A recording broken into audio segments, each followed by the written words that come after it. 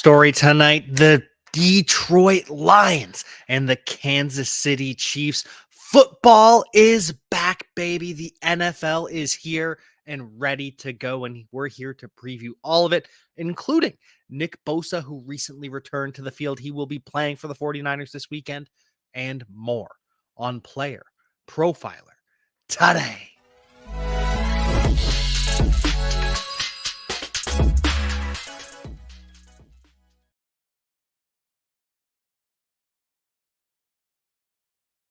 We have the Detroit Lions against the Kansas City Chiefs opening up week one. I am so happy because football is back, and so are all of our friends in the chat. Slayton, hello to you. Hello to our friend Carl. Hello to our friend Thomas. Greetings from Spain from Carl. Thank you for tuning in all the way from Spain. And we will all be tuning in tomorrow night to the Detroit Lions versus the Kansas City Chiefs. And of course, I am biased. For those of you who don't know, I cover the Detroit Lions for Believe in Lions podcast alongside NFL safety Glover Quinn, all-pro safety Glover Quinn. So obviously, I am biased, but I will try my best to leave that out of the equation. But it is a massive deal that Travis Kelce is not expected to play tomorrow. It appears as though Travis Kelce, it is just a bone bruise. We heard yesterday that the ACL was intact. Today, we're hearing more confirmation that, yes, there is no structural damage in Travis Kelce's knee, which means he's going to miss 2 games at most.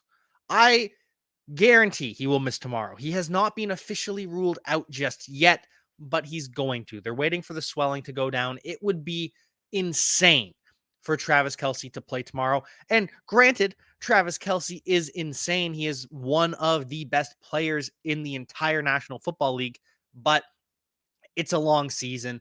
Chiefs aren't going to rush him out there. So Travis Kelce, he's going to be out tomorrow. And after Travis Kelce suffered his injury, the line moved drastically here from 6.5-point favorites, Kansas City Chiefs, to 5.5-point favorites, still Kansas City Chiefs, but it dropped a full point with the news of Travis Kelce's injury. Either way, though, I am taking the Detroit Lions to cover the spread, 5.5, 6.5. Now, obviously, I am rooting for the Lions. Obviously, I want the Lions to win, but I don't feel confident taking the Lions money line. Instead, I will bet the spread. This is going to be a close game. The Kansas City Chiefs, though they just won the Super Bowl, this is a team with a lot of moving parts. They don't have Travis Kelce, as we know. So Sky Moore going to have to step up, and I expect him to do so. MVS going to have to step up. Noah Gray going to be playing more, going to be asked to step up, but I don't trust him in fantasy football. We talked about that yesterday. Go watch that show if you haven't yet, but I'm not playing Noah Gray because I guarantee Jawan Johnson is on your waiver wire, and that's who you should be playing instead. A lot of other options, though, instead of Noah Gray, but Sky Moore, I am absolutely in on Sky Moore. And we also have, yes, Chris Jones. Chris Jones is out as well for the Kansas City Chiefs. He has yet to sign a contract. He will not be in the game. So take the Lions to cover the 5.5-point spread. The Lions have made a lot of improvements where the Kansas City Chiefs, it's still an elite team with Patrick Mahomes. They're still going to win double-digit games, but no Travis Kelce. A change at offensive tackle, lose both their offensive tackles. It's a downgrade at left tackle, probably a right grade or upgrade at right tackle. So it evens out in the wash. No Chris Jones. Lions are going to be able to run the football, even though they have Jahmyr Gibbs, who is not going to be running up the middle as much, not exploiting that gap where Chris Jones would typically be, but instead he's going to be catching the ball out of the backfield, which is why I believe you can play Jahmyr Gibbs, you can play David Montgomery. And let's be honest, if you have Jahmyr Gibbs, if you drafted him, there's no chance you're sitting him. If you drafted David Montgomery, he's probably a flex play for you based on where you drafted him, but I am absolutely playing David Montgomery against the Kansas City Chiefs. Playing Amon-Ra St. Brown, obviously, he is a smash. For KC, though, it's Sky Moore for me. It's Isaiah Pacheco for me. maybe some Jerick McKinnon as well, but I don't trust MVS. No one trusts MVS. No one has ever trusted MVS. That's why he didn't ball out with Aaron Rodgers. It's why he has his hit and miss games with Patrick Mahomes. I don't trust Kadarius Toney. Kadarius Toney is going to be a part-time player for the Kansas City Chiefs. Instead, it's going to be Justin Watson playing ahead of Kadarius Toney. Granted, when Kadarius Toney takes the field, I almost guarantee he will be getting targets. If he plays 10 snaps, he's probably going to have 5-6 targets, but he's not going to be on the field that much because of the knee injury. And so the players I trust in this game, it's Amon-Ra, it's Jahmyr Gibbs, it's David Montgomery, Isaiah Pacheco, Sky Moore, and maybe Jerick McKinnon. And outside of that, I am just kind of on a lot of these other players. But before we get more into the news and what to expect this weekend, we have a word from the Podfather. Take it away. Hey, we've got to talk about Rival Fantasy today. Rival Fantasy, they're a huge supporter of everything we do, the podcast channel, the YouTube channel. It's possible because of Rival, and they have an incredible new offer. With promo code PLAYER, you double your deposit up to $200, and you get $25 in bonus bucks. So it's $225 additional to play in NFL preseason. You can do their props on the fantasy book where it's over, under, up to 5 guys. The more over-unders you hit, the higher your payout. And they have their challenges for the community. You can say, hey, I think that player X is going to go over this many fantasy points, and someone takes you up on it. They take the other side. It's great. I love their fantasy bingo, where you can do 5 across, you can do 4 in the corner, black it out, just predicting fantasy points on your favorite players, especially in preseason. The promo code is PLAYER, where they match your deposit up to $200 plus those $25 in bonus bucks. This offer is insane. Hey, you're in your fantasy draft and someone says, hey, that guy's injury prone, I don't want him. And you're like, I don't know, I don't think you can predict injuries. Well, guess what? Now you can! Injury proneness is real! At PlayerProfiler, we have the data on these players, and it's all in the Injury Finder app. Their injury track record back through time, exactly where they were injured, how severe it is. We look at the BMI data, and we crunch it all together, and we give you probabilities that a player will miss multiple games this NFL season, as well as the complete database of NFL injuries and the ability to compare two players and look at their injury track record. The Injury Finder is powerful, and it's only $5. If it's worth it to have that peace of mind when you're drafting, go get it.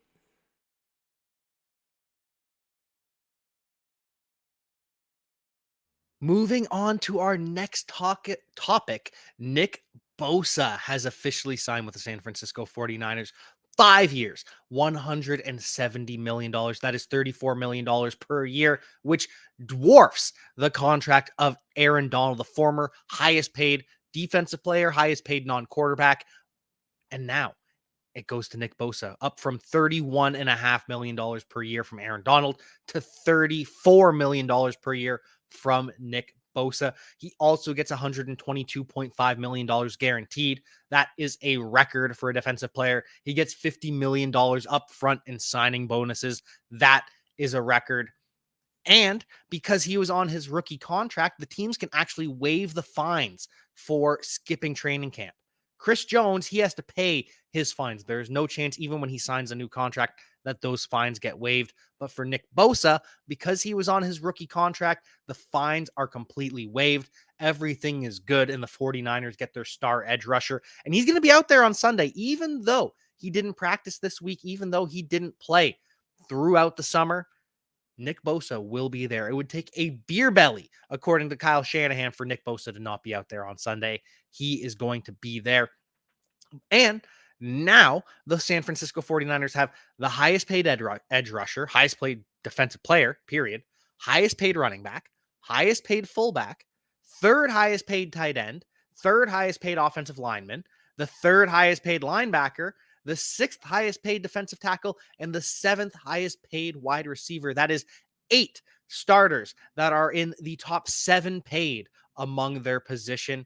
And they're able to do that because Brock Purdy is making just $934,000 as the starting quarterback for the San Francisco 49ers, which is just absurd.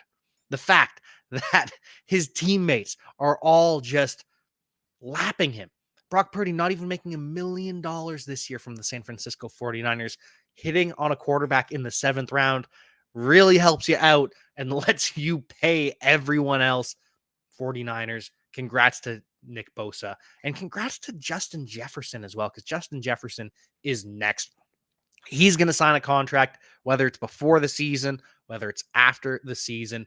He's going to sign a $35 million contract. Justin Jefferson, the fact he is unsigned at this point tells us that he has been waiting and watching the negotiations for Nick Bosa, saying, hey, Nick Bosa wants to be the highest paid defensive player in football. It's probably going to happen. But I'm better than Nick Bosa. Justin Jefferson obviously believes he is the best non-quarterback in all of football. Maybe he believes he's the best player in all of football. Different market for quarterbacks, but the rest of the positions. But Justin Jefferson is going to cash in thanks to Nick Bosa. He's going to be making over $35 million per year in short order. As for Brian Burns, the final contract that we are looking at right now, Brian Burns returned to practice while he is waiting to be signed. It looks like he is going to play this weekend. There were some questions that the Panthers get their star edge rusher, get their captain back as well. No Laporta touchdown. Maybe a Sam Laporta touchdown, but I'm leaning more to David Montgomery, Amon-Ra St. Brown, and Jahmyr Gibbs. Laporta, I don't think he's going to have a massive week 1. He's a guy that you can play if you waited on tight end, but Sam Laporta, at least at this point, feels like a 3 receptions, 30 yards, and if he scores a touchdown, that makes or breaks if he's a tight end 1. But that's every tight end. Every tight end, it's 3 receptions, 30 yards, and you're waiting on the touchdown unless you have one of those elite guys. So nothing wrong with Sam Laporta. Maybe you take the anytime touchdown, but just not something I'm uber confident in at this point. I think he'll be fine. I think he'll be productive, but Jawan Johnson, Musgrave, or Sam Laporta in PPR, it's gonna be, I'm leaning towards Jawan Johnson, but the fact that Romeo Doubs and Christian Watson are dealing with injuries kind of makes me think that maybe it's Musgrave.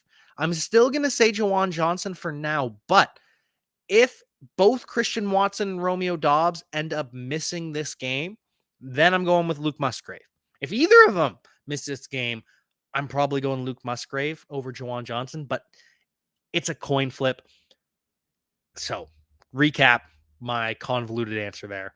If Christian Watson misses the game, start Luke Musgrave. If Romeo Doubs misses the game, it's a coin flip between Luke Musgrave and Jawan Johnson. If both miss the game, then it's Luke Musgrave for sure. And if both play, then it's Jawan Johnson for sure. And that brings us to our injury report where, yes, Christian Watson and Romeo Doubs, they both missed practice today with a hamstring injury. We knew that Romeo Doubs wasn't practicing. He didn't practice last week. Not practicing this week. Chance that he plays on Sunday, but I'm saying it's doubtful.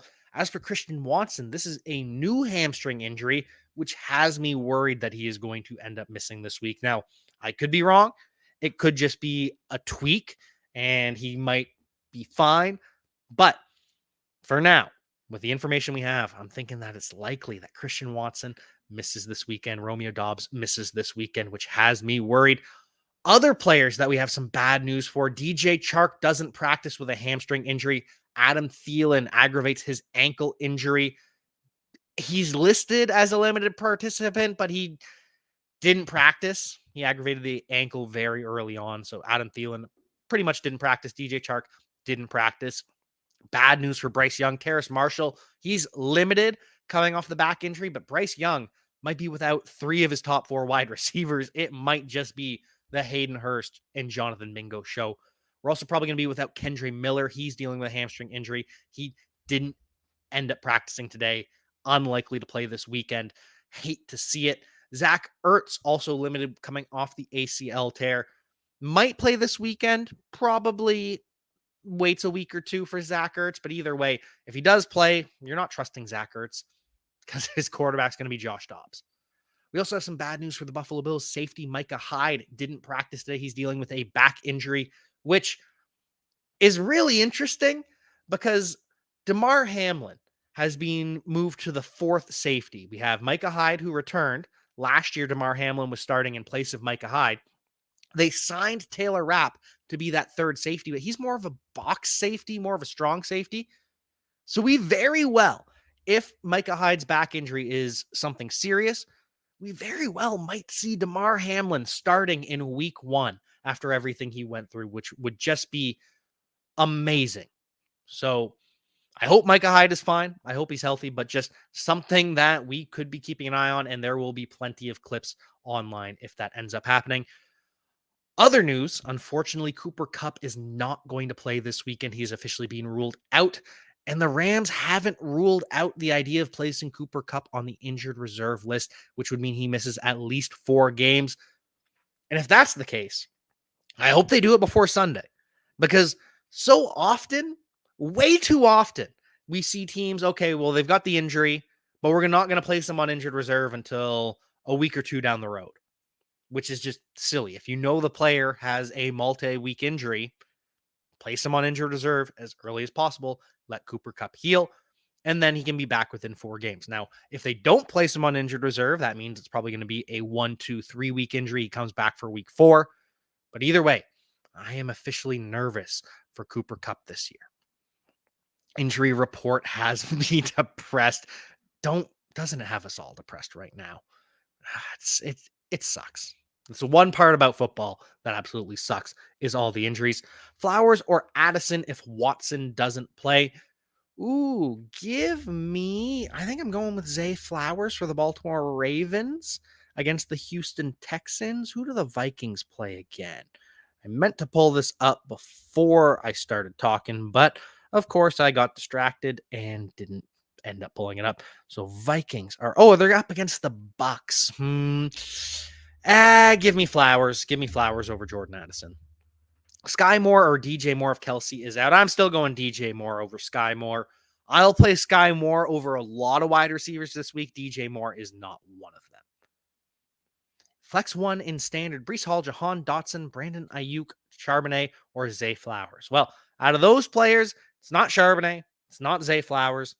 Probably not Brandon Ayuk either. I think I'm leaning towards Breece Hall, especially because Terry McLaurin did return to practice today, was limited in practice, which is good because we didn't know if Terry McLaurin would be practicing at all. We didn't know if it would be a 4-week absence on the injured reserve. So with that in mind, I'm leaning towards Breece Hall. But Jahan Dotson he's up against the Cardinals. No, I'm going to go with Jahan Dotson slightly over Breece Hall. That's the decision point for me. Eliminate Ayuk, eliminate Charbonnet, eliminate Flowers. I'm leaning Breece Hall or Jahan Dotson over Breece Hall, but that's a tough one. Carr is so high on Juwan Johnson's potential. Oh, we love Juwan Johnson here. We absolutely love Juwan Johnson. But if we don't have Christian Watson or Romeo Doubs, then at that point, I'm leaning towards Luke Musgrave just because of the volume he's going to see. Still love Juwan Johnson. I'm playing Juwan Johnson over a lot of tight ends. I have Juwan Johnson on my roster over a lot of different tight ends. Dotson is who I have in flex, but I like that validation. Yep, I am happy to validate your concerns. I am happy to confirm that you're playing Jahan Dotson. I think Jahan Dotson, especially even if Terry McLaurin does play, he's going to be limited more than likely. So I think it's Jahan Dotson. I think you have swung me. I've swung myself Jahan Dotson over Breece Hall. But moving on to the rest of the injury news across the NFL. George Kittle, Mark Andrews back to practice. Good news for them. Looks like both are going to play this week. And Jerry Jeudy got a limited practice in today. He's only running 75% of the routes right now, or not routes. Sorry, he's running 75% speed right now. But the fact that Jerry Jeudy's practicing at all is fantastic news, means he's close to returning, as is Joe Burrow. Joe Burrow practices in full today. He's going to be playing on Sunday. There was never any doubt, and now he's back. Treylon Burks, also a full participant. Treylon Burks will be playing on Sunday for the Tennessee Titans against the New Orleans Saints, which is fantastic news. We were kind of worried he might end up missing week 1 with the lateral collateral ligament injury that he suffered, but nope. Treylon Burks is back practicing in full. So is Jackson Smith-Njigba. Jackson Smith-Njigba will play week 1 versus the Los Angeles Rams, Seattle Seahawks. We got worried earlier when Jackson Smith-Njigba suffered a broken bone in his wrist, one of the smaller bones down here. And sometimes those require surgery. Jackson Smith-Njigba ended up undergoing surgery, but the healing's going well. He's been practicing even with a cast, catching balls in practice with a cast. So he looks like he's going to go. I'm not telling you to start Jackson Smith-Njigba. No. We are absolutely not starting Jackson Smith-Njigba coming off a broken wrist, but it's just great news that he's going to be starting this week, going to be playing this week. Can't wait to see him fully healthy. Can't wait to see Jackson Smith-Njigba, period.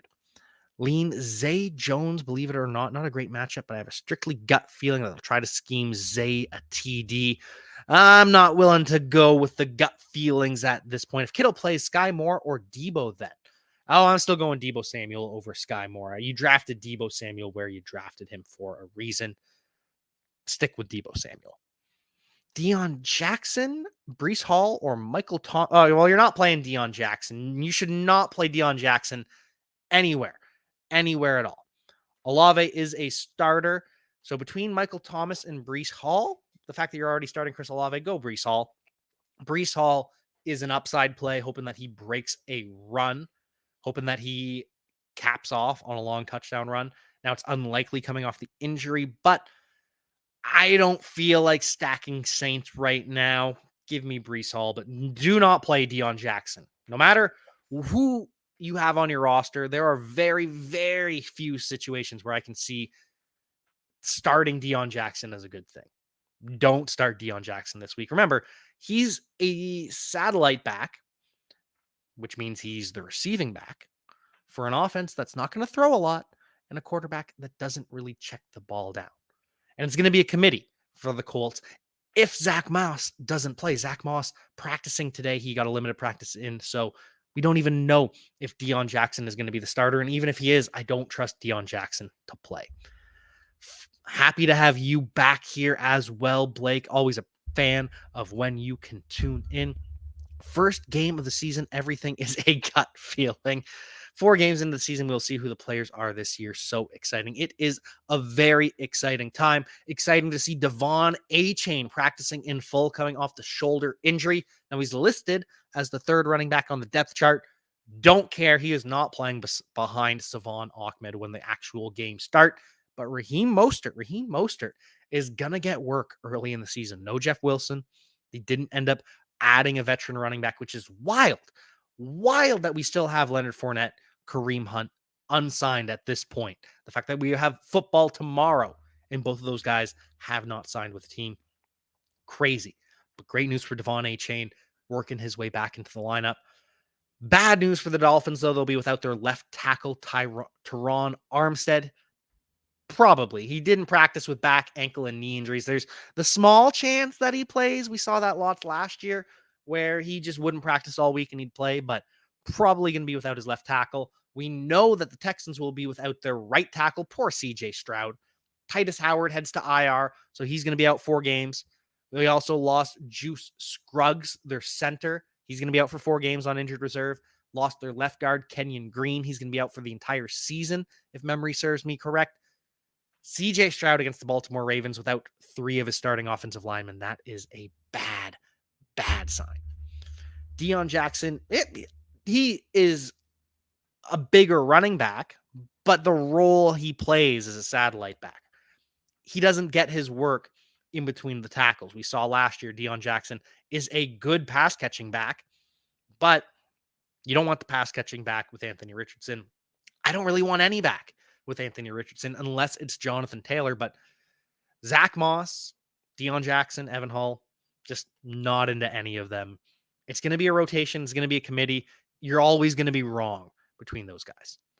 Would you drop Laporta, Deion Jackson, or Ty Chandler for Musgrave or Jawan Johnson in PPR? I would drop Laporta for both of those tight ends. I would not drop Ty Chandler. I would probably drop Deion Jackson as well for both of those tight ends, but I imagine you have another tight end. So I don't know. Either way, I'd rather have Jawan Johnson and Musgrave both over Laporta. And which one I'm starting depends on if Christian Watson plays or not. If Christian Watson is out, play Luke Musgrave. If Christian Watson is in, play Jawan Johnson. What else do we have here in the comments? Ooh, good luck to Ruckus. 101 Superflex tight end premium IDP in 37 minutes. Before the past 2 days, I would have told you to take Travis Kelce and tight end premium, but now I'm saying take Jamar Chase. You can take Justin Jefferson if you want. Everyone else is taking Justin Jefferson, but my most recent draft where I had the 101, I ended up taking Jamar Chase.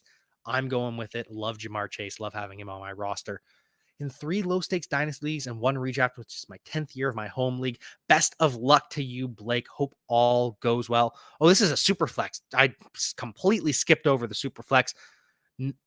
I think it's chooser's choice with Patrick Mahomes versus Josh Allen. If I'm being honest, Ruckus, I think it's whoever you prefer. You can take Mahomes, you can take Jalen Hurts, you can take Josh Allen. I don't think there's a correct answer. All of them are going to be dominant. All of them are going to put up numbers. Patrick Mahomes is the most reliable. He's the one that everyone's going to take, like the Harry Snowman agrees with, but it's whatever. You can take whoever you like. James Cook, Javonte, or McKinnon in the flex. I will be going with James Cook this week over Javonte Williams because he's limited coming off the ACL. And McKinnon has been operating behind Clyde Edwards-Helaire, behind Isaiah Pacheco.